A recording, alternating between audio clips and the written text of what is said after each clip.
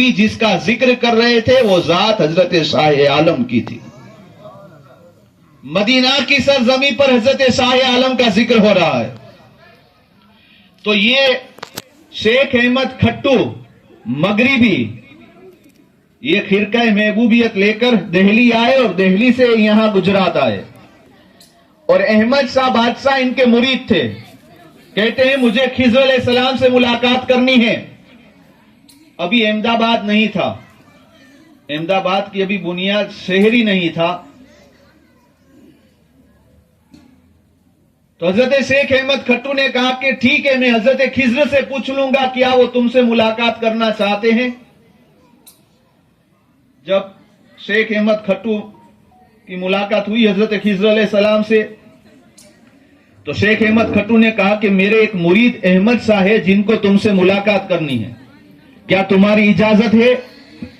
تو حضرت خضر علیہ السلام نے کہا کہ احمد شاہ سے کہنا کہ وہ 40 دن کا چلہ کرے. 40 دن کا چلہ یعنی 40 دن تک اللہ کی عبادت ایسی کرے، دن اور رات قرآن کی تلاوت ہو، نبی پر درود پاک ہو، رب کے نام کی مالائیں جپی جائے، اس طرح 40 دن تک چلہ کرے. احمد شاہ بادشاہ نے 40 دن تک چلہ کیا. پھر احمد شاہ بادشاہ آئے، شیخ احمد کھٹو سے کہا کہ حضور 40 دن مکمل ہوئے. کہا حضرت خضر نے کہا اور 40 دن کرو. یعنی اس طرح 120 دن تک 40 دن کے 3 مرتبہ احمد شاہ بادشاہ نے چلہ کیا.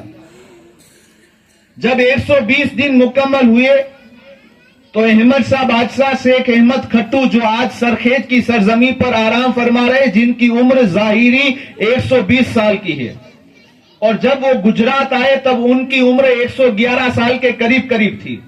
جب شاہ عالم سے ملاقات ہوئی تب کی بات ہے. اور 120 سال کی عمر میں انہوں نے کتنا اناج کھایا ہے معلوم ہے؟ تاریخ میں لکھا ہے کہ صرف 25 کلو ہی اناج کھایا ہے. اندازہ لگائیے. 40 دن کا روزہ رکھتے تھے شیخ احمد کھٹو، اور 40 دن کے بعد جب افطار کرتے تھے تو صرف ایک کھجور کھاتے تھے. تو اب 120 دن کے بعد ملاقات ہوئی کن کی؟ شیخ احمد کھٹو کی خانقاہ میں حضرت خضر بھی ہے اور احمد شاہ بادشاہ بھی ہے. تو احمد شاہ بادشاہ نے کہا اے خضر علیہ السلام، اللہ نے آپ کو اتنی طویل عمر دی ہے، آپ مجھے کوئی عجیب بات بتائیے. تو خضر علیہ السلام نے کہا کہ یہ جو سرزمین ہے جہاں تم کھڑے ہو یہاں میں 700 سال پہلے آیا تھا. کیا کہا؟ اس سرزمین پر میں 700 سال پہلے بھی آیا تھا. یہاں ایک آبادی تھی اور اس آبادی میں کچھ لکڑہارے لکڑیاں کاٹتے تھے. میں جب یہاں آیا مجھے مسافر لوگوں نے سمجھا یہاں کا ایک کندوئی، جسے اپنی بھاشا میں جو ہے کندوئی کہتے ہیں، مٹھائی بیچنے والا، اس نے مجھے کچھ مٹھائی دی اور مجھ سے اجرت نہ دی کہ آپ جو ہے مسافر ہو، ہمارے مہمان ہو. میں نے کھائی اور پھر فرماتے 700 سال پہلے آیا تھا، اور اس کے بعد جب 500 سال کے بعد آیا، یعنی یہ بات ہو رہی ہے اس سے 200 سال پہلے، جب 500 سال کے بعد آیا تو یہاں کوئی آبادی نہیں تھی، پورا ویرانہ تھا، اور آج بھی وہ ویرانہ موجود ہے. خضر علیہ السلام نے کہا احمد شاہ تم کچھ سمجھے، اللہ جب چاہتا ہے نا تب ویرانوں کو آبادی میں بدل دیتا ہے، آبادیوں کو ویرانیوں میں بدل دیتا ہے. تو احمد شاہ نے کہا کہ شیخ احمد کھٹو میں اس جگہ ایک شہر کی بنیاد رکھنا چاہتا ہوں، آپ خضر علیہ السلام سے کہو کیا اجازت ہے؟ تو خضر علیہ السلام نے مسکرا کر کہا کہ مجھے رب نے اسی لیے بھیجا ہے کہ تمہیں اجازت ہے، لیکن شرط یہ ہے کہ تمہیں 4 ایسے احمد ڈھونڈنے ہیں جس کی کبھی عصر و عشاء کی غیر موقعہ نہ چھوٹی ہو، کبھی نماز تہجد نہ چھوٹی ہو. اب سوچو احمد آباد، ہم نام بہت سنتے ہیں، آج اگرچہ چاہے کوئی بھی اس کا کچھ نام بدلنا چاہتا ہو، چاہے ہزاروں کوشش کرے نہیں بدل پائیں گے، اس لیے کہ نام رکھنے والا کوئی اور نہیں، قطب عالم کی ذات ہے. سبحان اللہ. تو احمد شاہ بادشاہ نے سنا کہ 4 احمد ایسے لے آؤ جس کی عصر و عشاء کی غیر موقعہ نہ چھوٹی ہو، کبھی تہجد نہ چھوٹی ہو. اب یہ شرط تو بہت بڑی ہے. بادشاہ ایسے بھی گزرے ہیں، کبھی دہلی کی تاریخ اٹھا کر پڑھو، جامع مسجد بنانے والے بادشاہ شاہجہاں یہ الگ بات ہے اپنی بیگم کی محبت میں 4 مینارے والا وہ سفید مقبرہ آج جو ٹورسٹ میں شامل ہے ہم اسی کو صرف دیکھتے ہیں، لیکن ان کی عبادتوں کا حال یہ ہے کہ جب جامع مسجد کی بنیاد سنگ بنیاد رکھنے کی باری آئی نا، تب احمد شاہ بادشاہ نے یہ اعلان کیا، یہ شاہجہاں نے اعلان کیا تھا کہ دہلی کی جامع مسجد کا پہلا پتھر وہ رکھے گا جس کی عصر و عشاء کی غیر موقعہ نہ چھٹی ہو، کبھی نماز تہجد نہ چھٹی ہو۔ صبح سے لے کر شام تک ہزاروں کی بھیڑ تھی، لیکن کوئی بندہ ایسا نہیں تھا کہ جس کی کبھی عصر کی غیر موقعہ نہ چھٹی ہو، ایسا تو کوئی نہیں تھا۔ اب کوئی آگے نہیں بڑھا، جب سورج غروب ہونے والا تھا تب لوگوں نے دیکھا ایک انسان ہے جو نرم نرم چال چل رہا ہے، جسم پر سفید لباس ہے، سر جھکا کر جو ہے ادنا سا فقیر بن کر آگے بڑھا، پتھر اٹھا کر جب رکھنے کے لیے جا رہا ہے، لوگوں نے پیچھے سے گریبان پکڑ کر کہا، اے پتھر رکھنے والے، کیا تو نے وہ شرط نہیں دیکھی، شرط نہیں سنی جو شاہجہاں نے رکھی ہے؟ کہا شرط کیا ہے؟ کہا شرط یہ ہے عصر و عشاء کی غیر موقعہ نہ چھٹی ہو اور کبھی تہجد نہ چھٹی ہو۔ نیچے سر جھکا کر وہ بندہ جو کھڑا ہے وہ کہتا ہے الحمدللہ جب سے بالغ ہوا ہوں تب سے آج تک نہ کبھی تہجد چھٹی نہ عصر و عشاء کی غیر موقعہ چھٹی۔ جب لوگوں نے چہرہ پرکھ کر دیکھا، کوئی اور نہیں، ہندوستان کا بادشاہ شاہجہاں خود موجود تھا۔ سبحان اللہ، سبحان اللہ۔ تو بادشاہ ایسے ایسے بھی گزرے ہیں۔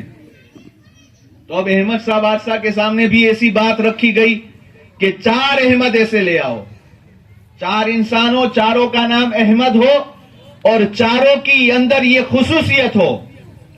خضر علیہ السلام تو چلے گئے۔ 3 دن کے بعد احمد شاہ بادشاہ پھر آئے شیخ احمد کھٹو کے دربار میں۔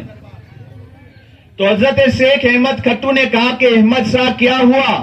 خضر علیہ السلام نے 4 شرط بتائی تھی، 4 احمد لے کر آنے کی بات ہوئی تھی، کیا ہوا؟ رونے لگے احمد شاہ بادشاہ۔ احمد شاہ بادشاہ رونے لگے تو شیخ احمد کھٹو نے کہا بیٹا رو کیوں رہے ہو؟ کہا حضور آج 3 دن سے پوری آبادی گھما، مجھے 2 ہی احمد ایسے ملے، ایک قاضی احمد اور احمد ملک احمد۔ قاضی احمد اور ملک احمد نام دونوں کے احمد ہے، دونوں جب سے بالغ ہوئے آج تک نہ تہجد چھٹی نہ عصر و عشاء کی غیر موقعہ چھٹی۔ 2 احمد تو مل گئے، 2 احمد ابھی چھوٹ رہے۔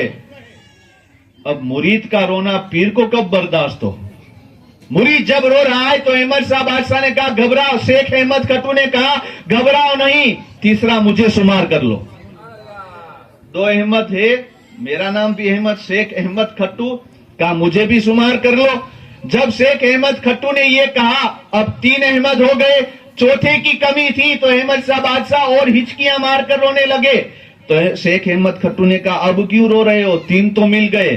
کہا حضور جب پیر نے اپنی عبادتوں کا راز فاش کر دیا تو مرید کیوں چھپائے؟ الحمدللہ جب سے میں بھی بالغ ہوا ہوں نہ میری بھی تہجد چھٹی ہے نہ عصر و عشاء کی غیر موقعہ چھٹی ہے۔ یہ احمد شاہ بادشاہ کون ہے جسے مخدوم جلال الدین جہانیہ جاگش نے ان کے دادا کو کہا تھا، جن کے دادا کا نام حضرت جعفر خاں ہے؟ کہا جعفر خاں تم دہلی میں ہو اور میں دیکھ رہا ہوں کہ گجرات کی سلطنت تیری پیشانی پر چمک رہی ہے، تو جا گجرات اور صرف تو نہیں تیرے نسل میں 10 بیٹے ایسا پیدا ہوگے جو 10 کے 10 گجرات کے بادشاہ بن کر اپنی زندگی گزاریں گے۔ اس میں سے احمد شاہ تیسرے نمبر کے ہیں۔ اب 4 احمد ہو گئے، 4 احمد ہو گئے۔ حضرت خضر علیہ السلام آئے، کہا حضور کیا ہوا؟ شیخ احمد کھٹو سے کہا الحمدللہ 4 احمد مل گئے۔ تو حضرت خضر علیہ السلام اللہ کی قدرت سے 2 رسی لے کر آئے تھے، 2 رسی لے کر آئے تھے۔ ایک رسی کو ان پیر مرید نے پکڑا، ایک چھیڑا، ایک رسی کا ایک چھیڑا شیخ احمد کھٹو نے پکڑا اور ایک چھیڑا احمد بادشاہ نے پکڑا، اور دوسری رسی کا ایک کونا ملک احمد نے پکڑا اور دوسرا کونا قاضی احمد نے پکڑا، اور رسیوں کو بڑھایا گیا، رسیوں کو پھیلایا گیا۔ اور یہ تاریخ میں آتا ہے کہ اس وقت حضرت خواجہ نظام الدین محبوب الہی کے 11 خلیفہ گجرات میں موجود تھے۔ وہ سب کے سب 4 احمد جو ہے پورب پچھم اتر دکشن کھڑے ہیں، اور ان 11 خواجہ نظام کے مریدوں اور خلیفہ نے لکیر کھینچی، पूरी लकीर खींची, यानी जो फैला हुआ है रस्सियों का, लकीर खींचने के बाद अहमद शाह बादशाह ने हुक्म दिया जहां जहां लकीर खींची गई है वहां पाया खोदना शुरू करो। तकरीबन 2 साल के अंदर पूरा शहर आबाद हो गया। फिर अहमद शाह बादशाह पहुंचे कुतुब आलम के पास, कहा हुजूर आपके नाना का दिया हुआ बहुत कुछ है और आपके नाना ही के करम से मैंने इस शहर को आबाद किया है, आप दुआ फरमाइए। कौन कह रहा है? अहमद शाह बादशाह। किसे कह रहे हैं? कुतुब आलम से। कहा हुजूर दुआ करो। तो कुतुब आलम ने हाथ उठाए, कुतुब आलम ने हाथ उठाए और हाथ उठाकर अर्ज की मौला, क्या कहा? कुतुब आलम ने हाथ उठाकर दुआ की कि अल आबाद इलल आबाद, यानी जिस शहर को आबाद किया गया है मौला उसे कयामत तक आबाद रखना।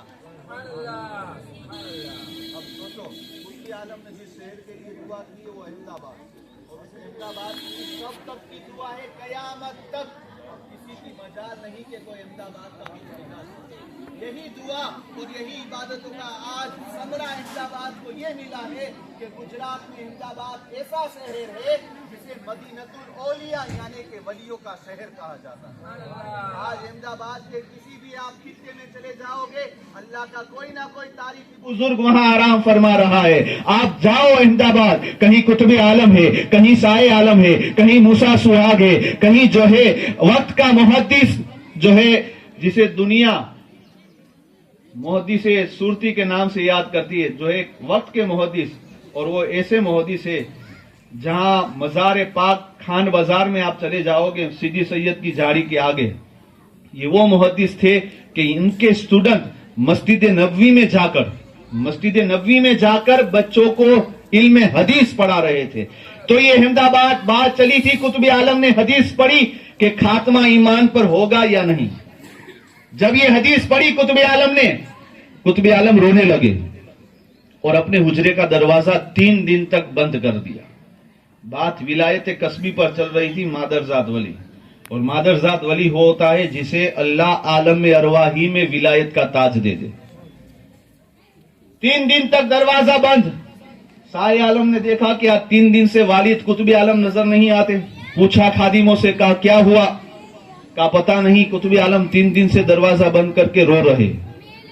तो शाह आलम ने खास खुद्दामों से पूछा कि बात क्या हुई थी, आखिर क्यों रो रहे?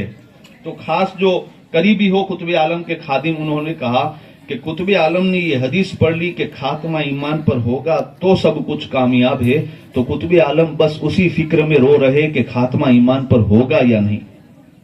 अब एक अल्लाह का वली रो रहा है तो हमें भी फिक्र करनी चाहिए कि हमारा भी अल्लाह इन नबी के सदके, इन औलिया अल्लाह के सदके हमारा खात्मा भी ईमान पर फरमाए। तो शाह आलम गए उस दरवाजे पर जिस घर के अंदर, जिस हुजरे में कुतुब आलम बंद थे। शाह आलम ने कुंडी शंकर खटखटाई, अब्बा हुजूर दरवाजा खोलो।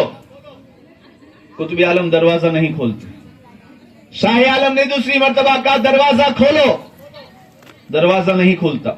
अब तीसरी मर्तबा शाह आलम ने कहा अब्बा हुजूर कुतुब आलम जाओ, मैं जिम्मेदारी से कहता हूं आपका खात्मा ईमान पर होगा। जब इतना सुनाना तो कुतुब आलम ने दरवाजा खोल दिया। शाह आलम की उम्र 16-17 साल की है और महबूबियत का खिरता भी मिल चुका है जो हुजूर ने भेजा है। तो कुतुब आलम ने कहा, ए सिराजुद्दीन, इतनी बड़ी जिम्मेदारी से बात कह रहे हो? तो शाह आलम ने कहा अब्बा हुजूर मुझे याद है वो बात। क्या कहा?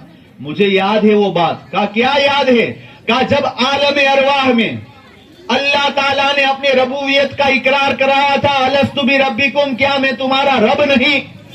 तब सब ने जो कहा था हां तू हमारा रब है।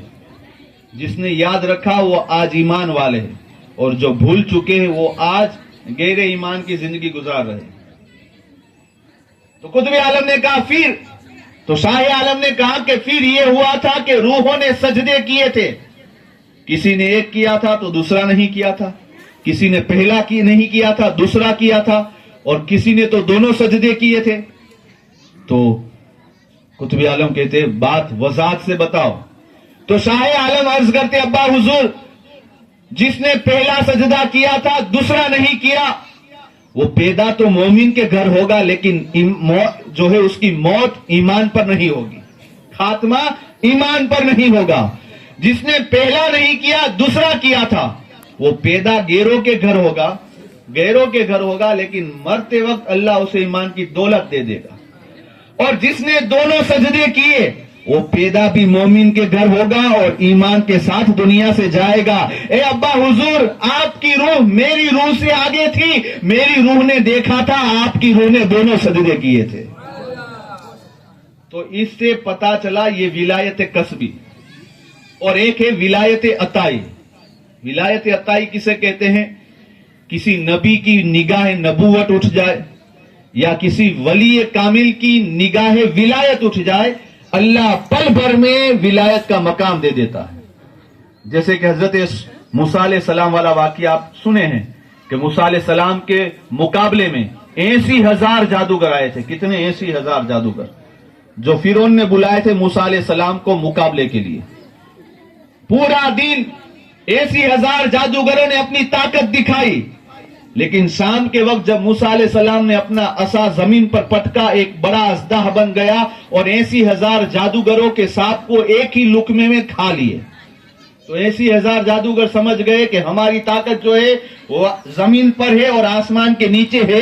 یہ اللہ کا حقیقت میں نبی ہے جن کی طاقتوں کا کوئی عالم ہی نہیں, جواب ہی نہیں. 80,000 وہاں سے دوڑے اور موسیٰ کے قدموں میں سر رکھ کر موسیٰ کا کلمہ پڑھا کہ لا الہ الا اللہ موسیٰ کلیم اللہ. جب کلمہ پڑھے سجدے میں سر ہے.